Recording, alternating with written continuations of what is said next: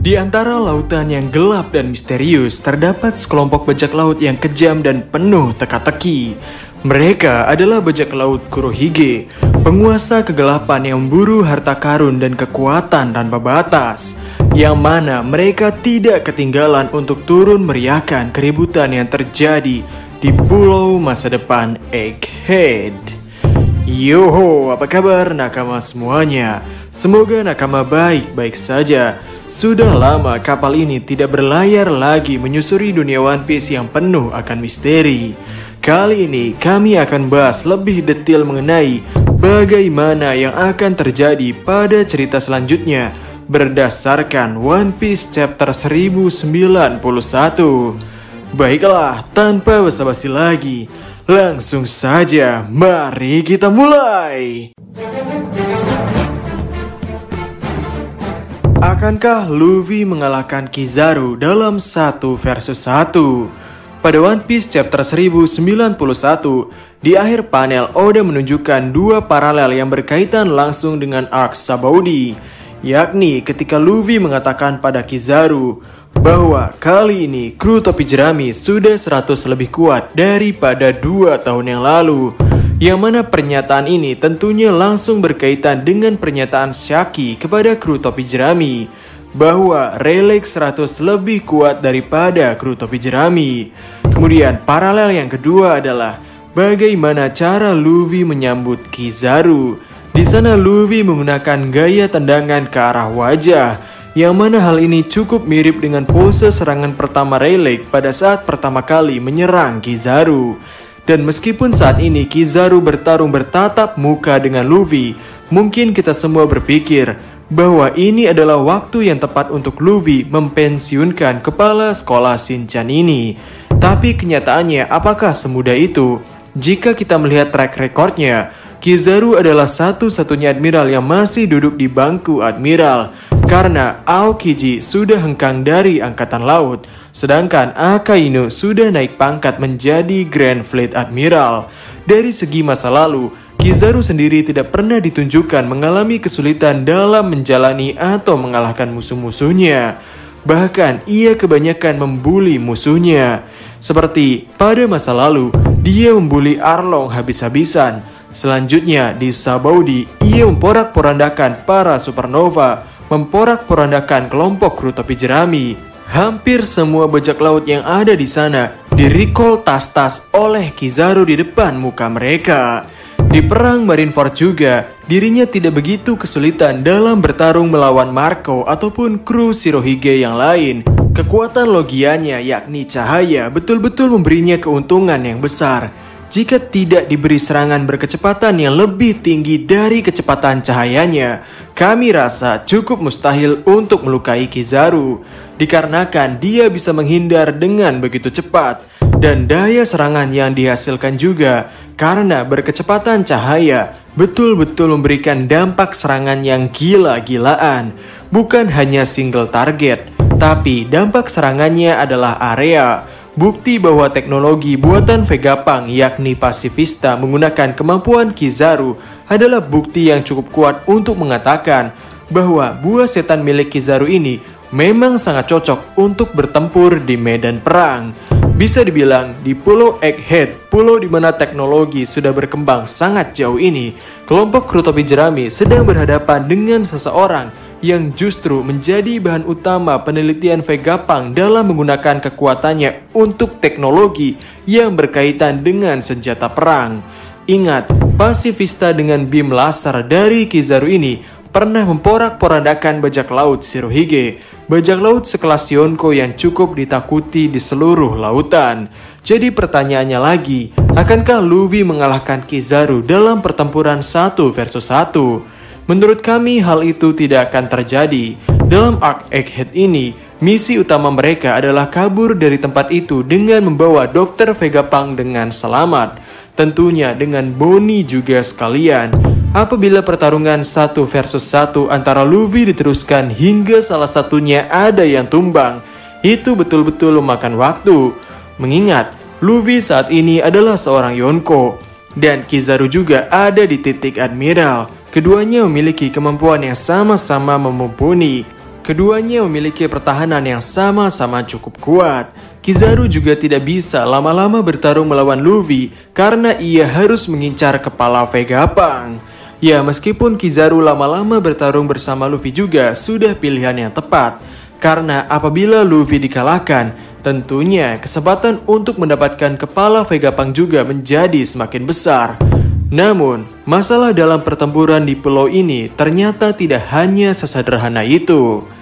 Manakah yang harus diprioritaskan?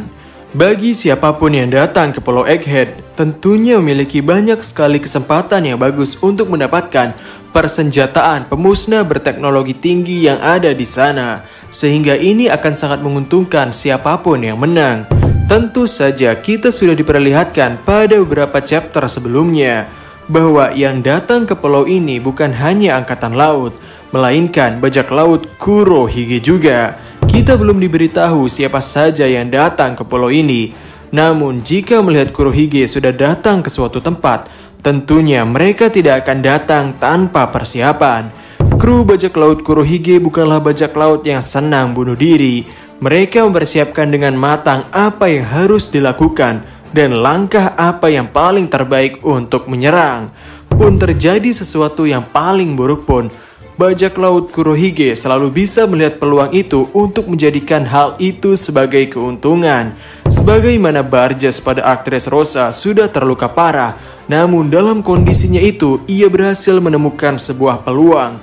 Ia berhasil menyelinap ke kapal revolusioner dan mengetahui markas Baltigo, yang akhirnya markas itu diserang oleh bajak laut Kurohige. Kita kembali lagi. Di Pulau Egghead terdapat banyak senjata berteknologi tinggi yang bisa kita ambil sebagai keuntungan kita. Ditambah lagi, kita juga bisa mengambil Dr. Vegapunk. Itu adalah hadiah utama dalam arc ini. Namun dari chapter 1091 kita bisa tahu bahwa jackpot dalam arc ini bukan hanya ada di pulau, tapi juga ada di lautan. Yakni Jay Garcia Saturn tidak ikut turun ke pulau dalam mengurusi hal ini. Ia duduk di singgasananya yang sepertinya memang ada di kapal angkatan laut. Dan meski saat ini komando pasukan PX-3 sudah ada di tangan Kizaru, namun para monster laut berteknologi itu masih menggerogoti dan menyerang kapal milik angkatan laut. Yang artinya ancaman bagi angkatan laut belum berhenti sampai di sana. Mereka harus bisa terbebas dari jeratan para monster laut terlebih dahulu. Dengan Kizaru yang sibuk melawan kru topi jerami, sibuk menghentikan misi kabur dari kelompok kru topi jerami, Jay Garcia Saturn adalah mangsa yang cukup empuk bagi bajak laut Kurohige untuk dimakan. Apalagi di chapter terakhir mereka diperlihatkan bajak laut Kurohige hanya diperlihatkan bendera kapalnya saja. Ini menandakan bahwa mereka belum turun ke tanah. Mereka masih ada di lautan. Ini adalah kesempatan yang sangat-sangat langka, di mana seorang Gorosei turun dari Marijoa dan ikut bertempur. Padahal biasanya Gorosei hanya bisa mengkomandoi dari atas Red Line. Jika kru Kurohige mampu mengambil Jay Garcia Saturn, maka itu akan menjadi bahan negosiasi terbaik dengan pemerintah dunia. Apalagi akhir-akhir ini kita ditunjukkan dalam cerita bahwa kelompok bajak laut Kurohige menginginkan Beehive atau pulau bajak laut Hachinosu miliknya itu diakui sebagai negara oleh pemerintah dunia. Sehingga jika saja kru Kurohige berhasil menangkap Jay Garcia Saturn, maka itu akan menjadi alat negosiasi yang sangat baik untuk mereka. Dari sini kami ingin mengatakan bahwa angkatan laut salah besar jika mereka menganggap bahwa mereka sedang berburu mangsa. Terutama Lucci salah besar jika ia berpikir bisa menang hanya karena kedatangan Kizaru dan antek-anteknya. Kondisi justru akan semakin kacau bagi angkatan laut jika kru Kurohige ternyata lebih menginginkan Jay Garcia Saturn ketimbang Dr. Vegapunk. Karena seluruh angkatan laut akan bimbang, manakah yang harus diprioritaskan?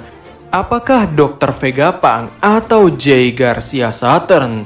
Dalam benak kami, angkatan laut akan lebih memprioritaskan Jay Garcia Saturn karena ia adalah salah seorang Gorosei, salah seorang yang memimpin dunia. Dan bagi kelompok kru topi jerami, Karena prioritas mereka adalah kabur, sepertinya mereka tidak akan terlalu memperdulikan hal itu. Kami membayangkan bahwa di saat itu terjadi, Luffy tentunya akan sebentar bertatap-tatapan dengan kelompok bajak laut Kurohige juga. Yang mungkin di sana Kapten kita Luffy akan mengatakan sesuatu seperti, "Lain kali aku akan menghancurkan kalian." Sehingga kesimpulannya, Kizaru atau Luffy tidak akan mudah untuk dikalahkan. Alur cerita saat ini tidak akan berfokus untuk mengalahkan salah satu dari mereka. Alur cerita akan lebih menunjukkan manakah yang harus diprioritaskan. Karena bagi setiap kubu, baik Luffy, Angkatan Laut, dan Kurohige punya pilihan dan harus memilih. Bagi Luffy, karena Luffy punya dendam dengan bajak laut Kurohige, tentunya ini juga merupakan pilihan yang berat. Apakah ia harus kabur atau mengikuti egonya untuk menghabisi bajak laut janggut hitam itu?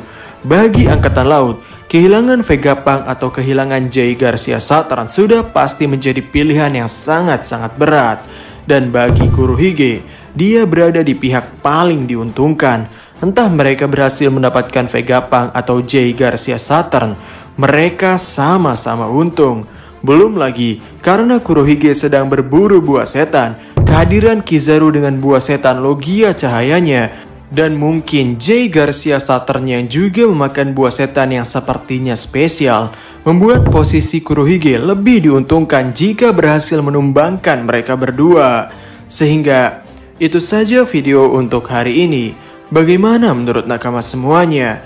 Berikan komentar kalian atau berikan koreksi kalian semua atas teori kami tersebut di kolom komentar di bawah. Jadi, kami Diskusope dan terima kasih banyak.